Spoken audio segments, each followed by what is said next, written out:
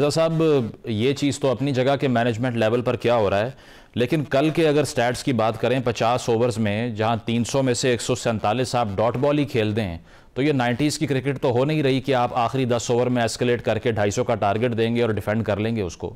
तो ये run ball भी नहीं खेल सकता कोई प्लेयर पाकिस्तान का, या स्ट्राइक रोटेशन भी जो बेसिक तरीन काम है वो क्यों नहीं हो पा रहा हमसे अकॉर्डिंग टू यू? इसमें मसला ये है कि हर खिलाड़ी अपने लिए खेल रहा है, इंडिविजुअल परफॉर्मेंस के चक्कर में 40-50 कर लूं बाकी टीम जाए कहीं और।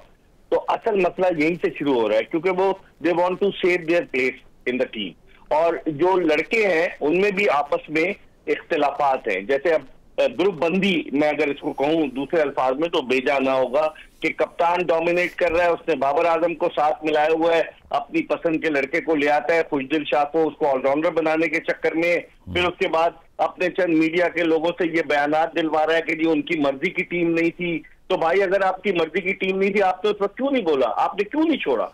दरअसल पॉलिटिकल इन्फ्लुएंस, और ये नजम सेठी साहब के दौर में शुरू हुआ जब उन्होंने पाकिस्तान क्रिकेट बोर्ड जो 1948 से कायम है, मुजम्मिल सेठी साहब ने पीसीबी का पेट्रन जो था वो बजाय सदर मुमलिकत के उन्होंने वजीर आजम को बना दिया कि नवाज शरीफ साहब एक फर्स्ट क्लास मैच खेले, वो क्रिकेट को समझते हैं। वहीं से शुरू हुआ सियासी बुनियादों पर। सेठी साहब गए, जरदारी साहब ने अपने बंदे को लगा दिया, ज़का अशरफ को, फिर इमरान खान साहब आए, उन्होंने एहसान मानी रमीज राजा को लगा दिया, अब मोहसिन नकवी साहब आ गए। तो पॉलिटिकल इन्फ्लुएंस की वजह से आमिर जिस तरह कह रहे हैं ऐसे लोग आ जाएंगे जो क्रिकेट की अलिफ बे से भी नाबलद हैं, और अगर वो चलाएंगे फिर उनको मशवरे कौन देते हैं? जिस तरह आमिर कह रहे हैं जूक की तरह चिमट जाते हैं मफाद परस्त क्रिकेटर्स, ये सारे जॉब सीकर्स हैं, ये अपनी नौकरियों के चक्कर में साहब को मशवरे देते हैं। अब इससे बड़ी एग्जाम्पल क्या होगी कि during the domestic season Naqvi साहब को किसी ने मशवरा दिया कि आप स्ट्राइक फोर्स कैंप लगा दें, छक्के लगाने वाला।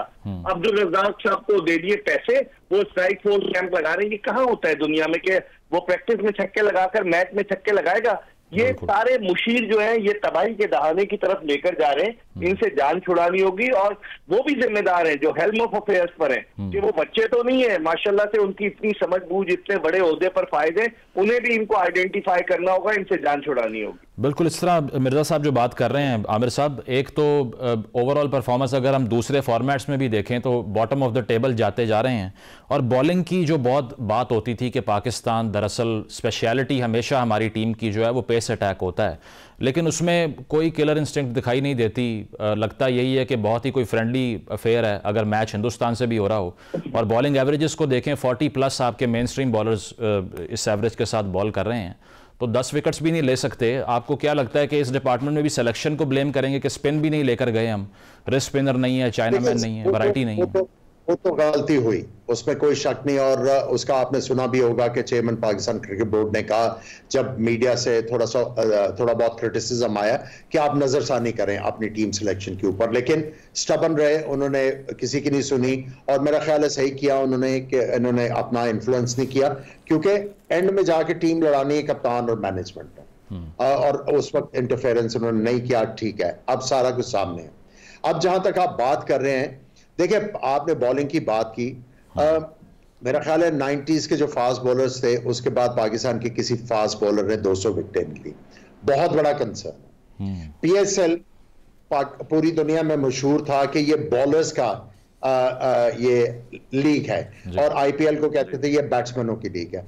आप मुझे ये बताएं कि इस PSL में पहली दफा हसनैन आइडेंटिफाई हुआ, हसन अली, और कितने फास्ट बॉलर किधर हैं? अभी तक आपको कोई फास्ट बॉलर नजर आया कि जिससे डेवलप किया हो? जो अच्छे हैं वो भी नीचे चले गए। सो इसका मतलब यह है कि उनको जो एडवाइस मिल रही है, या उनके साथ जो लोग जुड़े हुए थे या पहले जुड़े हैं या हुए, उनके पास नॉलेज ही नहीं है इनको हेल्प करने की। तो मैं इसीलिए कह रहा हूं कि ये जो जोक की तरह चिमटे हुए हैं, सबसे पहले आपने इनको आइडेंटिफाई करना। आपने ये देखना है कि यार उस जमाने में कोच कौन था, उसकी कंट्रीब्यूशन क्या थी, इस जमाने में ये एकेडमी में ये था, या नेशनल एकेडमी में ये कोच थे, फलां टीम के साथ थे, इनकी कंट्रीब्यूशन क्या है। अगर उनकी कंट्रीब्यूशन आपको नहीं नजर आ रही, आप उन्हें कहें आप घर जाएं। अच्छा। और अगर आपको बहुत ज्यादा शौक है तो आप जरा जाके गिलगिस्तान या आप फाटा में या आप जाके कोयटा में करें ना कोचिंग। सारे जो है मीठा खाने आ जाते हैं, बिल्कुल हार्ड वर्क जो है वो करना नहीं चाहता।